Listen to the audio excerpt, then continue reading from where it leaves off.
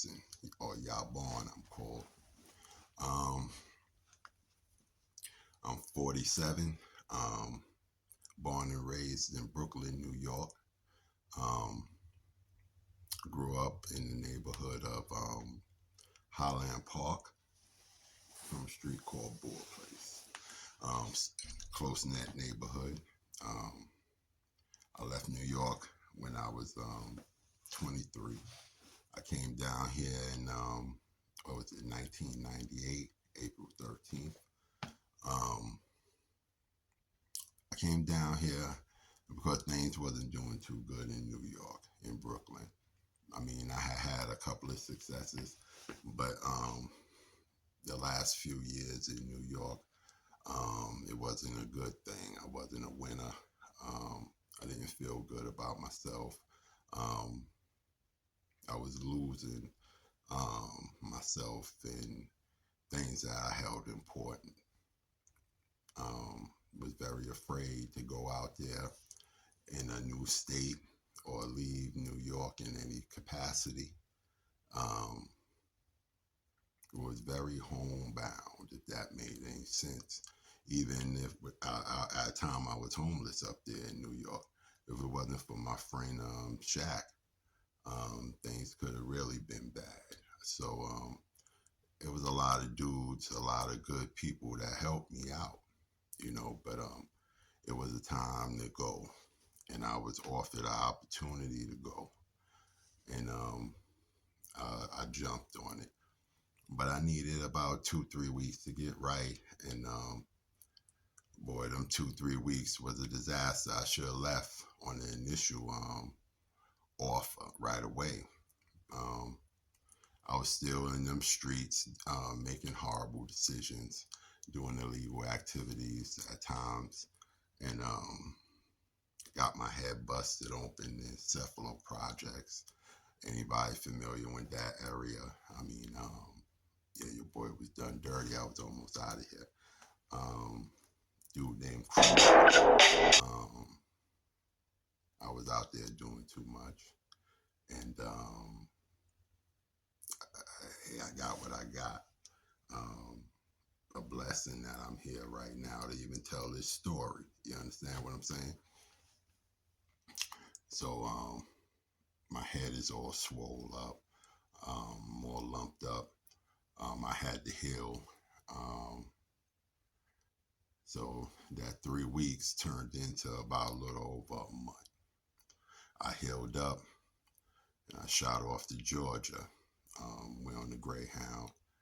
Um, I stayed 2 days with my pops and my uncle Thomas inside Augusta, Clarksville. Hung out for 2 days, and I arrived in Cobb County, Georgia, home of the big boss man. It's crazy, right? Cobb County, Georgia, in April 13th, 1998. The first day, my cousin Veronica, she dropped me off to a labor ready place for a job. It was about 6 in the morning, and she pulled off and she went to work. I think she worked in Atlanta at the time. Um, to my surprise, it wasn't going to be no jobs that first day. And I was extra dressed. I mean, dress pants on, dress shirt, vest, had everything but a goddamn cummerbund. I was really overdressed. I had my shiny Payless shoes on, keeping it a whole buck with you, you know what I'm saying? And they didn't have a job for me. I filled out all the paperwork, and I had to walk down maybe about 8 miles, back to civilization, back to where my cousin was staying. It was called Crescent Square. It was in, what was that off of? Cobb Parkway, I think it was. But I was right over there. So I'm trying to walk back. I stopped at this Shell station. As I stopped at the Shell station, I'm crossing the street. I'm tired. I took off my little tie.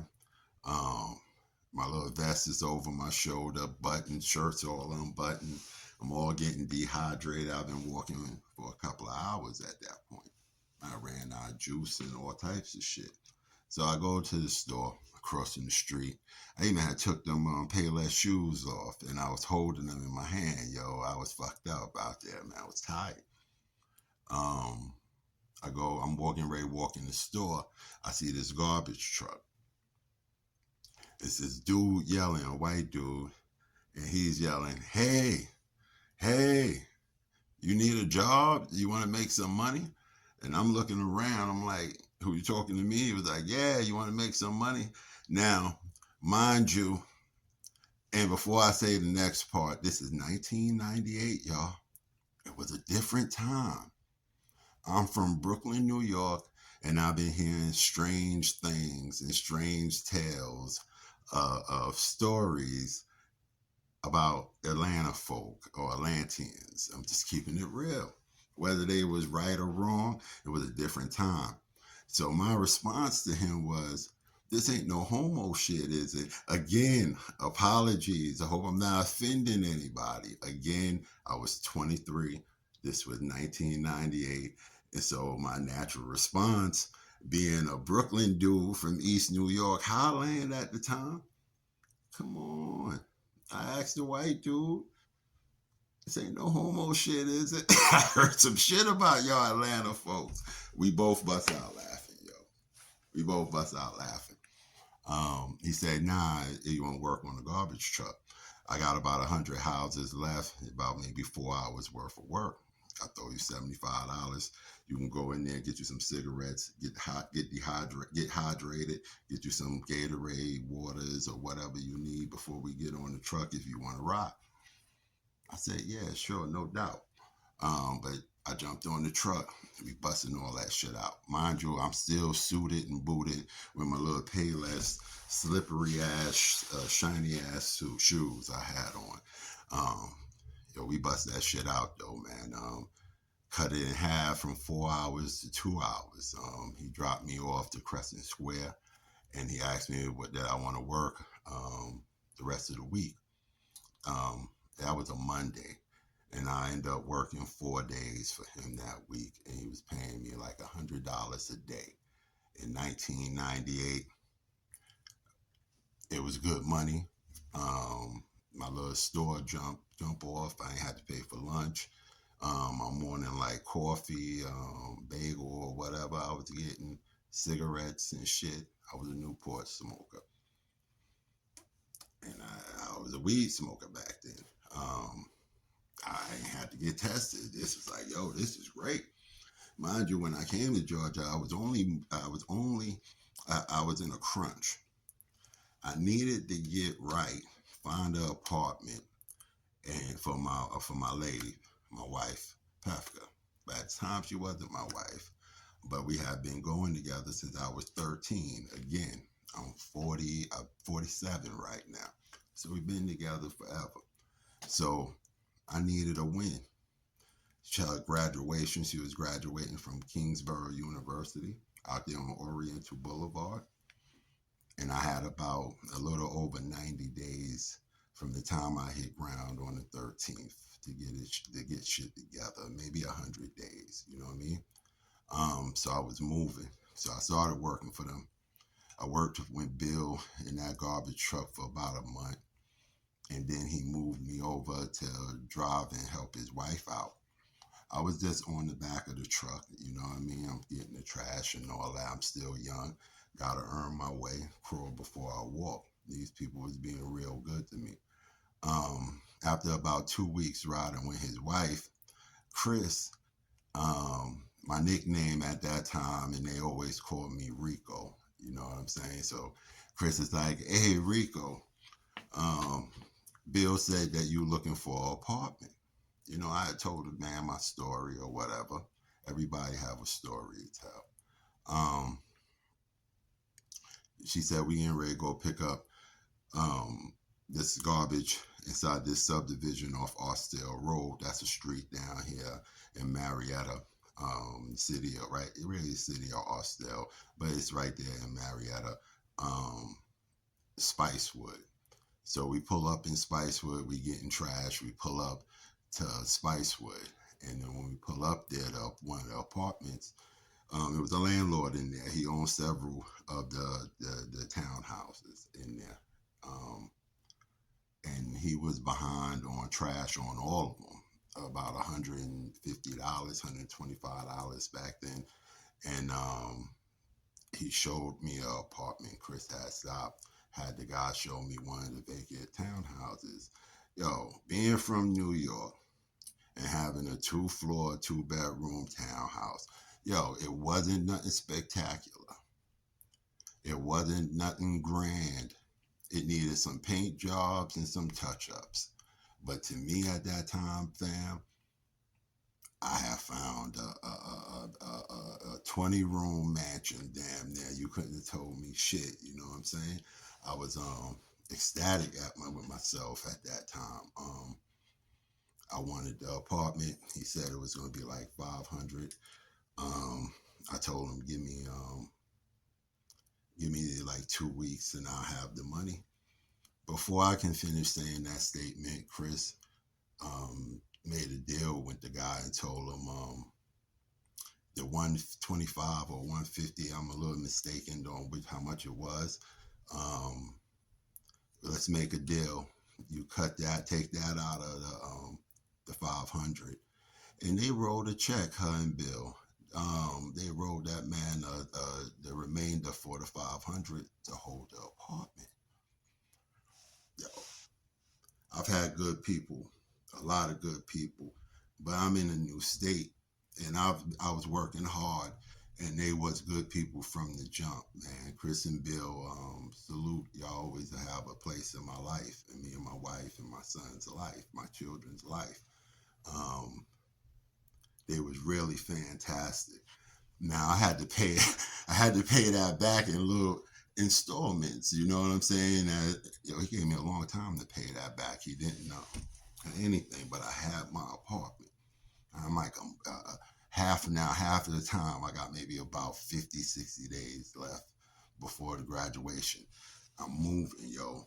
I don't think I've ever saved that money like that before then. You know, money came in the hand and pretty much left. But I had a mission. You know what I'm saying? I even snuck my little wifey down here, my future wife, to see the apartment, make sure she liked it. We knew we had a move-in date. She goes back up to New York. I get everything together. I buy me a little seersucker suit. But I think I'm looking good. You know what I mean? I'll post the picture and editing and show you what I had on. But I thought I was looking a little fly. You know what I'm saying? I brought my little suit. Before then, my grandmother, Flossie, God bless her dad, or my mama brought me my suits. You know what I mean? Or my Aunt Gwenny, she got me took me to get my prom tuxedo. You know what I'm saying? So, you know, I got to pick out my own shit. You know what I mean? So, uh, that was fly to me. You know what I mean? I'm still young. I felt a little grown. I got my little seersucker suit. I get on the plane. First time I'm on the plane because I took the bus down. I get there. I land. I go to my mom's house. I see my brother Nat, my little brother Junie, CJ. I hadn't seen them in a little while, you know. So I'm happy to see them. My mother cooked some great food. My mother is a master on that grill, yo. She can cook mad recipes, and yeah. So I felt at home immediately. So I eat. I get full. I go up to the block, say my howdy do's to my brothers up there, my crew. I'm on Highland, and I get ready. I come back to the house, and I get ready to put on my seersucker suit. Um, and get ready to head out to Kingsborough to go to graduation. Now, what I left out a little tiny part is her parents did not know was getting to have an apartment, and I was coming up there to pick her up and to bring her to Georgia. You know what I'm saying? So that was a little crazy. So we had to have a conversation after the graduation. We talked. And we had to show them the game plan we had. And we were serious. Like a year prior to even of all of that, we had furniture on layaway, all types of shit. Because when we finally got the blessings from her family, which was really needed that year, um, we got all that shipped down. So yeah, I started off with a good bit of furniture. As we were thinking ahead, we was immature, naive, um, but we loved each other and we felt like we had a plan.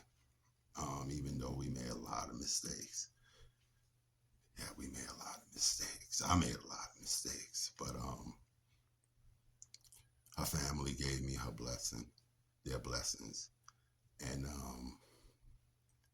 yeah, we was being real grown for little kids because she had worked at J.C. Penney's up there in New York, in Queens, and she had transferred her job down here to Cobb Galleria, and didn't even tell nobody. Had a start date and everything. Yeah, we was doing a little bit much, but again, we had been to win each other since I was 13. No, yeah, since I was 13, she was 12. So we had our plan. Whether it was going to work or not, we had our plan. We come down, we working, we trying to do it, we making mistakes, we fumbling. Um, ain't had no car in Georgia. Yeah, on Austell Road back then, it wasn't really even a good bus line. So, but we getting to work because Bill and Chris let me bring the pickup truck home. They helping us out. You know what I mean? So I started using that. My wife is a daycare teacher and fourth grade substitute teacher at that time. I forget, I can't remember the elementary school, but it was off Austell Road. She gets pregnant. Well, we get pregnant. We get pregnant. And little Henry uh, Nelson is born, my junior. And the crazy thing that he was born exactly 2 years to the date I arrived in Georgia. He was born 2000, April 13th. So that was a blessing, and I was feeling that. It felt like everything is meant to be the universe. I'm here in the universe, getting reminders on certain things. But it was real hard when my son was born. My in-laws came down, helped out a lot. My mom, she helped out a lot. But the first 3 months, my wife and my children, they went back to New York, you know, and to help us out. My wife's still on maternity leave and all of that stuff. She comes back. My mother is helping us out and things like that. My wife works in a daycare, but the daycare she worked at was at Cobb Hospital. And all of those kids that was in there, the majority of them was the doctors' children, the directors of departments, children that was in there. So it was very pricey. Um, so we made a decision. I talked to Bill and Chris. They let me get the Scout garbage truck at that time. And for about 9 months, y'all, yeah, every day. Monday, Tuesday, Wednesday, and Friday. Me and Henry Jr. would be in that garbage truck, y'all. Yes, indeed. For the first 9 months, well, not the first 9 months, because he was in New York for 3, and it's about a month in there. But I had him from, I say, about month 5 to about 13 months, somewhere in there. 13, 14 months. Yeah, I took him to work every day with me. The community loved him. I got a lot of tips. I was changing Pampers and dumping trash at the same time, you know. That daycare was destructive. I'm going to keep it real with you. That blew my mind, you know what I'm saying? The pricing of it, couldn't get ahead at that time. Even with magnificent help from everyone, that daycare for me and my wife and my situation at that time. And we was all starting to make good money at that time, decent money for that time and our age. And but we wasn't accumulating much, saving and things like that, being immature and not knowing things. But yo, that daycare was whooping our ass. I ain't going front to nobody. So not to just be take your child to work or nothing like that, but that was done out of necessity and survival. And then shit, we doing that, get through that, and a few months later, here come baby number two. Isaiah comes in, Isaiah Nelson, my baby. And he's born July 23rd. That's my Leo. So now I got an Aries and I got my Leo. The problem is I'm a Leo. And this little boy is born on my birthday, July 23rd. So he hijacks my birthday from me. But again, I'm seeing the divine universe working. The dates, maybe I'm doing and I'm walking in the right path here. I think the dates keep reoccurring and things is happening. Um, it got a little harder at that time for a hot second. But my wife's career really started flourishing. I was winding down. We was about to get married, and I was about 2 years away after at that time from transitioning, from leaving sanitation. And it wasn't because I had planned to leave sanitation. Due to us being out there, that small family company grew real large, real large. I mean, and it was a player out there. And they was able to sell and retire and do what they needed to do. Bill and Chris hired my brother, Nat, me, my homeboy Omar, my brother, Scoop, a lot of dudes, a lot of my friends and stuff, man. And yeah, the severance, they took care of me in that. You know what I mean? They took care of us real good. So I wasn't planning to be dipping, but it's just how it ended out. You know what I mean? Wasn't mad, but at that time I really wanted to do something else. Didn't know what I wanted to do, but I wanted to do something else. Was had made and got used to making good money, having good people out there. Now I'm married, kids are growing. I had to think of something else. Um, I stepped into being a bail bondsman for all Cobb bail bonding, and I also did bond retrievals, which is bounty hunting. But the industry, we'll call it bond retrieval. Um, I got into that, and I enjoyed that. I got a lot of people out of jail, helped a lot of people, um, worked good with the community. Um, my boss in that was real dope. That owned the bonding company. Learned a lot working alongside Cobb County law enforcement. Um, yeah, that was dope. Caught 72 people on the bounty hunting bond retrieval side. So yeah, I did pretty decent, with that. Um, I did that for about 3.5, 4 years, and then I left there. 'Cause I don't know. I like to try new shit. Um, Always been like that.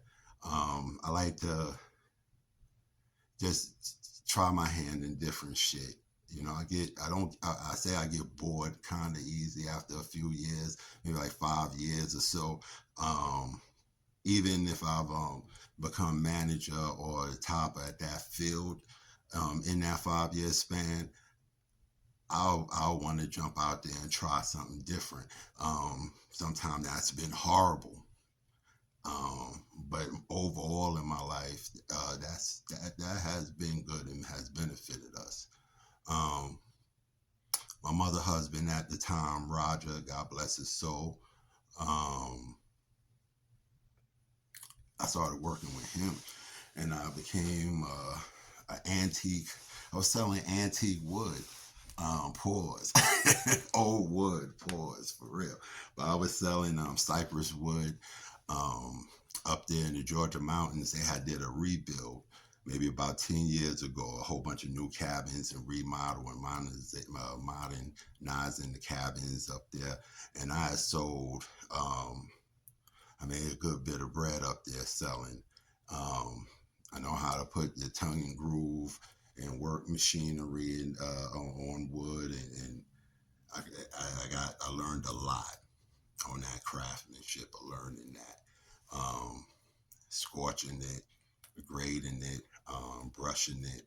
Um, yeah, I learned a lot in that job, and my salesmanship was pretty dope. I actually did pretty good. I did that for a while, and then I left that and became. I went to Walmart, not Walmart, Kmart, and did loss prevention and became a loss prevention manager. Um, they sent me. I got trained and certified in Wicklander.